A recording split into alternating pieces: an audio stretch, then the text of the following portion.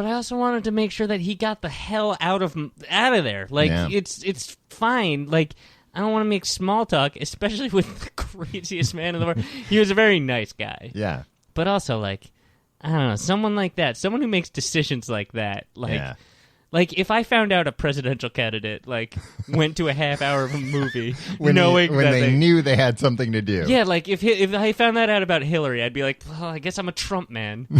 Yeah, at least he's got a common sense about when to go see a movie and when not to. Yeah. Especially a 4DX experience. Yeah, I wouldn't trust that person with the nuclear codes, but I also wouldn't trust that person to hang my pictures.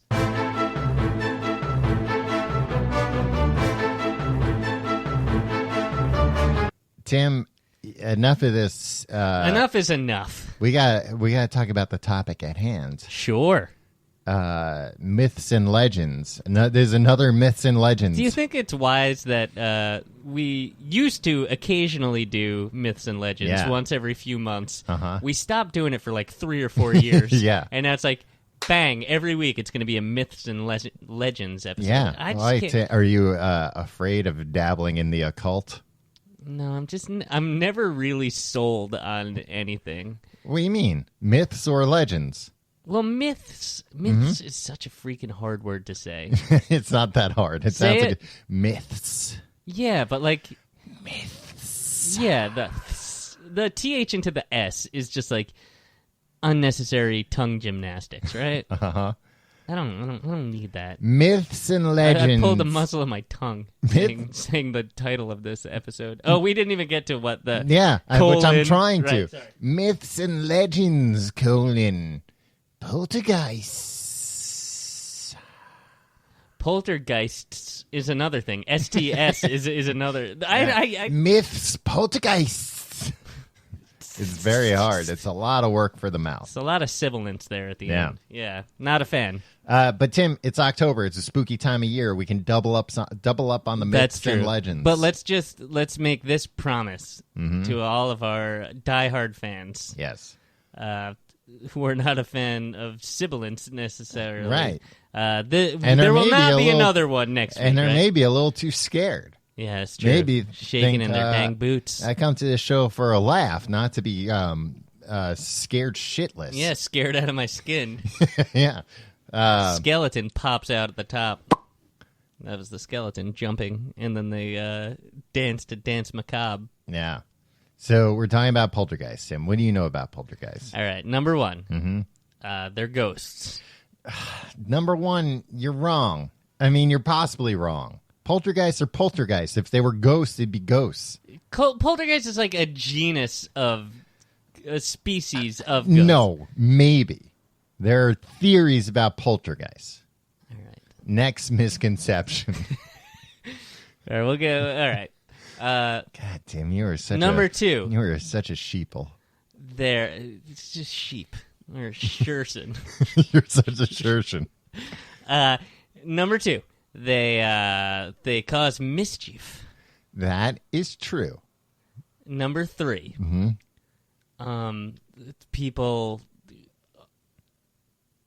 are way too scared or creeped out by poltergeists. That is not true. It's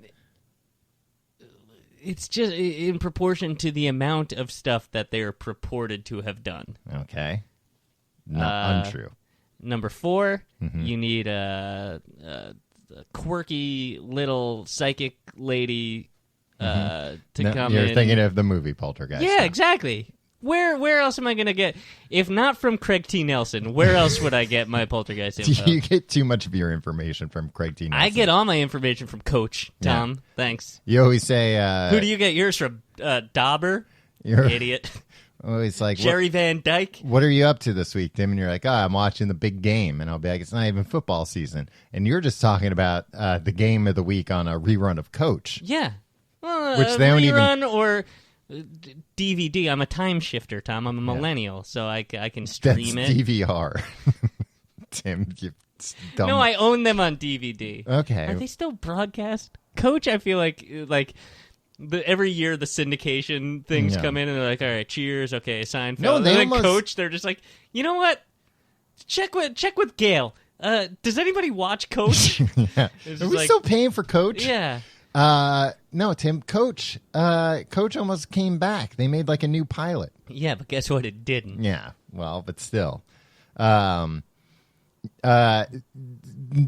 not always a creepy old little woman. Right. And then finally they suck people into TVs and strangle them with a clown doll. Sometimes the second part. Well, then why? Steven Spielberg freaking lied to me? I don't think that was a Spielberg He produced joint. it. He executive produced it. Oh, okay. And many people say that he actually directed it. That, like, he was on set so much that he was, like, the shadow director, but, like, that couldn't be a Steven Spielberg movie because it was off-brand for him. Too scary. Was he on set when they were like, put all those bones in the hole and then have somebody go in the hole? Then they were like, oh, these bones, they aren't like real bones, are they? And they were real bones. Is and then that everybody true? got haunted. I mean, I know it's true that the actor that played the boy was really almost strangled by the clown. Yeah. And that the little girl tragically died. Yeah. A bunch of other people mysteriously died. Not Coach. Craig T. Nelson, he was like the only one that... Craig T. Nelson came out Teflon out of that. Yeah. It only made him stronger.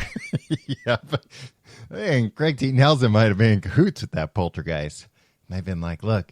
Rule number 1, dealing with the poltergeist, got a deal. Yeah, like you wanna kill some people because you're a poltergeist, and I want to show where I'm a college football coach. Yeah. And now I think if we can both get what we want. Yeah, as long as you can promise me Jerry Van Dyke there once a week. Well, Jerry Van Dyke was probably the one that introduced the poltergeist to Craig T. Nelson in the first place. Is Jerry Van Dyke still alive? He is, like, amazingly. Those Van Dyke boys have the best genes. They really do. I wish I was a Van Dyke sometimes. You should grow a Van Dyke mustache. It's true. That's about as close as you can get. I know, sadly. I think... You're not the first person to tell me that. Jerry Van Dyke might not be with us anymore. He might be a poltergeist himself at this point. Maybe. I know for sure Dick Van Dyke's still Dick alive. Van Dyke is He's like 94. 120 and just tap dancing his way through life. Yeah. It's like, hello, I'm charming still. And he's still tripping over the ottoman. Yeah. Anyway. It's actually very sad. now it's on accident. So, Poltergeist, Tim. We've asked him, Dad, please stay away from the ottoman every time. Who bought an ottoman? Anyway, Poltergeist, Tim. Poltergeists are, some people think they're spirits, some people don't, but they are, you're right, mischievous. And they mischievous. You can't see them. That's one of the rules. That's one of the rules why they're not ghosts. Why they're not like ghosts. Tom, you can't see ghosts either. You can see ghosts, Tim, when they go, oh, and they appear like vapor. But who has ever seen that? Who's ever? I'll tell you what. I don't want to hear I've your seen a ghost. Boring ghost stories. Oh, my ghost story is not mundane or boring, Tim. God, it's worse than hearing people's dreams, people's freaking, and then the handkerchief. People's ghost stories. Folded. No, that's not my ghost story. So much better than that. No, yeah, you at Dave's house and you saw an apparition. Yeah, I saw an apparition. Tim you were high on PCP, and we all like know 12 years old. It was typing on the keyboard.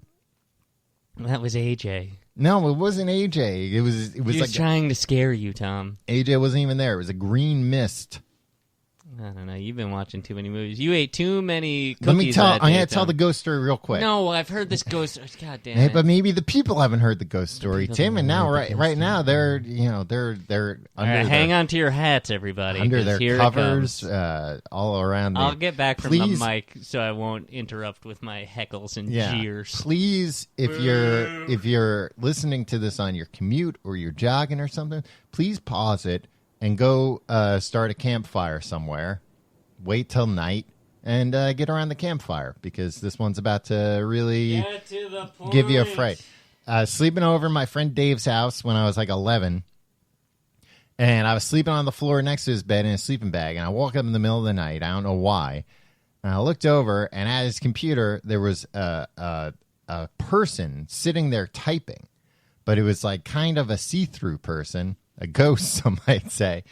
And it turned, looked at me, and then just like disappeared, just kind of like faded out.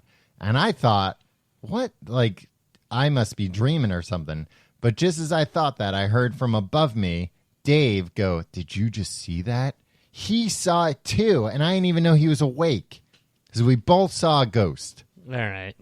So what did it do? Did it kill you? No, it didn't do anything. It was Yeah. just trying to get on the internet, but it didn't even know. This was like a long time ago. The internet wasn't even that great. I don't think he even had internet in his bedroom Yeah, yet. I mean, how is a dead guy going to Playing even know like about the internet? some DOS games or something. He was trying DOS? He was trying to learn programming. Let me open up QuickBooks here. Put all my expenses in. That was about the only thing. This is a very spooky ghost story, Tom. Yeah. Thank you for sharing. Anyway, so that was my ghost story. All right, so a poltergeist is not a ghost. I think many people would disagree. Well, many people are wrong, Tim. So one of the things that some people think poltergeists are, well, there's a few things. Some people think it's a natural phenomenon that we just don't understand yet. Like, it doesn't have a personality. Yeah. It's just... That it's like some form of energy that we don't, like magnetism. Something along those lines that we don't really get. Can we take a step back real quick? Okay. Before we get to what they are? Because, like, what are the most common things that poltergeists do, right? Because they don't kill people. No. That's actually one of the things that the movie Poltergeist got wrong. And one of the things that sets poltergeists apart from like possessions and demons and stuff is that usually they're just mischievous, but they don't necessarily mean to cause harm. They can cause harm, but they're not out to like kill people or anything like that. They're just trying to cause some. They're bored, basically. They're bored and they're trying to have fun. But okay.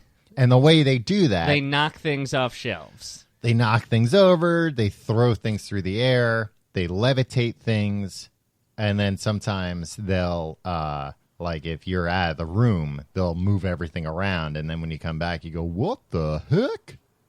So sometimes they do it where you can't see it. So why is any of this scary?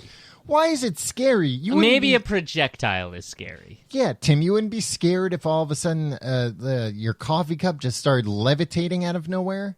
That would scare the bejesus out of me. I think it would be like, why do we see this as terrifying and not like a cool phenomenon? Like, because you go to the mystery spot, right? Mm-hmm. And like, oh, the ball rolls the wrong way down the ramp and stuff. And an optical illusion. But why are we like, oh, why aren't we like, oh my God, this is weird energy here? Because when you go to the mystery spot, Tim, you're going to the mystery spot knowing what you're in for. Yeah, but here's you the don't thing. accidentally come across the mystery spot, and all of a sudden you're like, why is the ball rolling the wrong way? Why don't they just teach us in school, hey, once in a while a cool thing happens and things will levitate? And we don't really know why. Well, why would they teach us that in school? I'm not for that either. So we're not scared of it. What? So you're saying we're only scared of it because it's unfamiliar. So if we make it seem like mundane and routine...